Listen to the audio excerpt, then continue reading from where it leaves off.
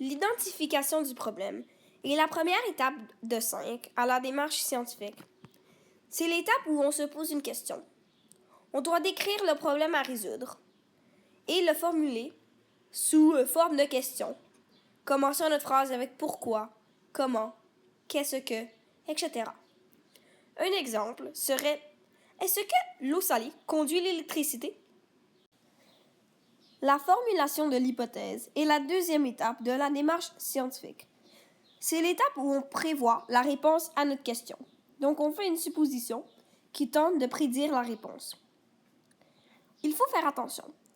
Celle-ci n'est pas obligée d'être la bonne réponse, mais elle doit être réaliste et avoir du sens. De plus, il faut expliquer ce qui nous permet de faire cette hypothèse. Donc, notre phrase doit commencer par « je suppose que »,« je pense que », etc. Et doit continuer par « parce que »,« car », etc. Donc, il y a deux parties, la supposition et l'explication.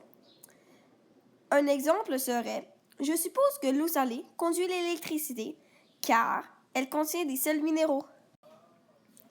L'expérimentation est la troisième étape de la démarche scientifique. C'est l'étape où on doit expérimenter pour trouver la réponse à notre question. En premier, on doit faire des recherches. Ensuite, on doit écrire un protocole et réaliser une expérience. Finalement, il faut noter nos observations et recueillir des données. L'analyse et l'interprétation des résultats est la quatrième étape et l'avant-dernière à la démarche scientifique. Donc, c'est l'étape où on observe et on essaie de comprendre nos résultats. On peut le faire en les classant sous forme de tableau. On peut faire des graphiques ou même des dessins. Mais le but global est de comprendre la signification de nos résultats. La conclusion est la cinquième et dernière étape à la démarche scientifique. C'est l'étape où on communique nos découvertes. Donc, ça se fait en plusieurs parties.